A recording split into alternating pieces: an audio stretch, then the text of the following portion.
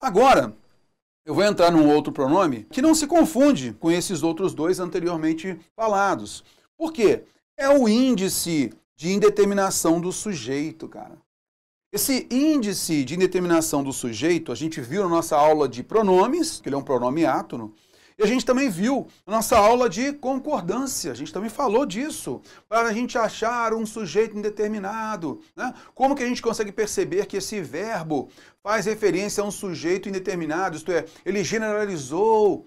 Aí, lá na nossa aula de concordância, nós mostramos, olha, uma forma de nós indeterminarmos o sujeito é colocando o verbo na terceira pessoa do plural, e aí o contexto não nos mostra de quem o verbo fala. Lembra? Riscaram seu carro. Eu tenho lá todo o contexto, mas não consigo identificar quem é que riscou. Eu até brinquei falando que era o sujeito do fofoqueiro, né? O fofoqueiro que sabe usar esse sujeito indeterminado, né? De uma forma de maestria, né? A gente tem lá, por exemplo, fulano de tal, faltou ao trabalho. Você faltou ontem. Rapaz, falaram mal de você pra caramba aqui ontem. Quem falou? Não sei. Então ele não quer identificar para não se comprometer, ou então realmente ele não sabe, correto?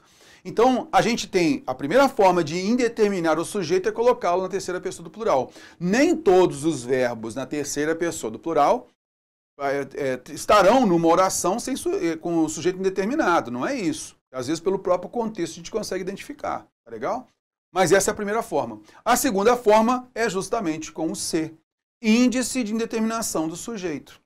E aí nós colocamos, né, o verbo de ligação mais o ser, o verbo intransitivo mais o ser, o verbo transitivo indireto mais o ser. Aí vem aquela ideia, aquela perguntinha básica, terror, mas é sempre que houver um verbo de ligação, esse ser vai ser indeterminação do sujeito? É sempre quando tiver um verbo intransitivo, esse ser é indeterminação do sujeito? Ora, a gente sempre vai avaliar o contexto. E aqui, nesse nosso resuminho, a gente vai perceber o seguinte. A língua portuguesa, moçada, a língua portuguesa é uma ciência dinâmica. Por que eu digo que é uma ciência dinâmica? Não é aquela coisa que você viu isso daqui, você viu fora de um contexto, ou em outro contexto tem um valor. Quando a gente muda o contexto, a nossa intenção comunicativa já pode ser outra. Então pode mudar o valor. E esse dinamismo é que faz da língua portuguesa ser maravilhosa, fala a verdade. Ah, Teor, mas isso causa uma dúvida enorme. Ainda bem. Por que eu digo isso, moçada, que a linguagem ela é dinâmica? Porque ela tem que acompanhar a nossa intenção comunicativa. Imagina se a gente tivesse apenas esse código, eu só posso usar isso, só posso usar isso, só posso usar isso. Espera aí. E a nossa liberdade de se expressar? E é justamente isso que a gente percebe no dinamismo da linguagem. Então, agora, no índice que determina o sujeito, eu tenho lá, então vou decorar a verbo de ligação, então é índice. É verbo intransitivo, esse ser é índice. É verbo transitivo indireto, então esse ser é índice. Calma, não é bem assim, correto? Primeira coisa que você vai observar aqui é o seguinte, qual a intenção do autor ao se falar aqui o seguinte, olha, aqui se vive muito bem. Qual é a intenção do camarada em colocar uma placa, né, na frente do seu sítio, tá? E colocar assim, ó, aqui se vive muito bem. Ô, Teor, vem cá, quem é que vive muito bem ali? Ah, mas são os familiares, então deveria ser no plural. Vivem, aqui vivem muito bem. Quem é que vive? Então qual a intenção? Ah, mas Teor, é aquela família lá, então eu já sei quem é. Qual a intenção de colocar uma placa, por exemplo, na frente lá de um hotel, de um motel, de um sítio, e colocar lá, aqui se vive muito bem. Né? Num tapete para entrar em casa, aqui se vive muito bem. Num portal de uma cidade, né, na região dos Lagos, por exemplo, São Pedro da Aldeia, aqui se vive muito bem. Por qual a intenção disso, moçada? As pessoas que pisarem naquele lugar, as pessoas que entrarem naquele lugar, vão se sentir muito felizes, vão ficar bem. Essa é a ideia que se quer mostrar.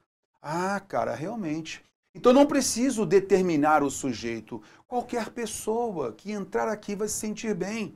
Aqui se vive muito bem. Terror, nesse caso, fica no singular, não fica? Sim. Sempre que nós tivermos o índice de indeterminação do sujeito, nós queremos então fazer com que haja esse verbo se flexione no singular, beleza? E que, naturalmente, nós não consigamos identificar o sujeito. Aqui se vive muito bem. O verbo viver é intransitivo e esse se é o índice de indeterminação do sujeito. I-S. Tudo bem? Então ficou claro para a gente que a intenção comunicativa do autor foi qual? Generalizar. Qualquer pessoa que entrar aqui vai se sentir bem. Essa é a ideia. Olha o próximo aqui. É-se feliz em paz com Deus. É-se feliz em paz com Deus. Ô, Terror, vem cá, quem é feliz em paz? O padre. Quem está rezando. É isso? Somente então eu já determinei no meu contexto aqui? Não. Eu generalizei. É-se feliz em paz com Deus. Aquela pessoa que está sempre orando. Qualquer pessoa que faça alguma coisa boa, harmônica com a sociedade, essa pessoa vai se sentir bem, vai se sentir feliz. É-se feliz em paz com Deus. Então veja aqui, nesse caso, que a gente não determinou quem é feliz, mas, de maneira geral, se é feliz em paz com Deus. Então eu tenho um verbo de ligação, o verbo é. Eu tenho o se, que é o índice que determina o sujeito. E feliz é um predicativo.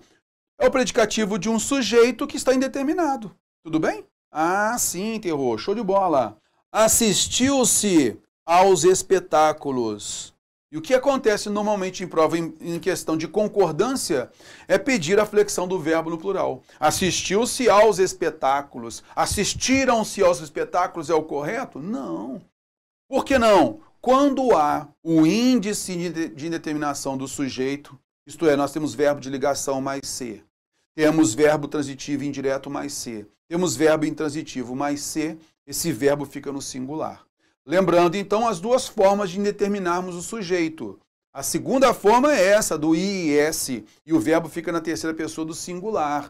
Assistiu-se aos espetáculos. Tá legal? Vive-se bem aqui. É-se feliz em paz com Deus. O verbo na terceira pessoa do singular. Correto? E a outra forma, a terceira pessoa do plural, que é a do fofoqueiro. Lembra? Rapaz, riscaram seu carro, falaram mal de você. Aí sim coloca o verbo no plural. Tudo bem? A gente viu isso aqui, reforçou isso na nossa aula de concordância, né? Então, olha só, nós temos um verbo transitivo indireto aqui, e esse se é o índice que determina o sujeito. E aos espetáculos é o objeto indireto. O objeto indireto não interfere na concordância verbal, lembra? Então, esse verbo fica na terceira pessoa do singular. Tá legal? Show de bola, então? Tranquilinho. Então, eu vou fazer o seguinte agora aqui, para ficar tudo certinho aqui, eu vou limpar um pouquinho o que a gente escreveu aqui, tudo bem?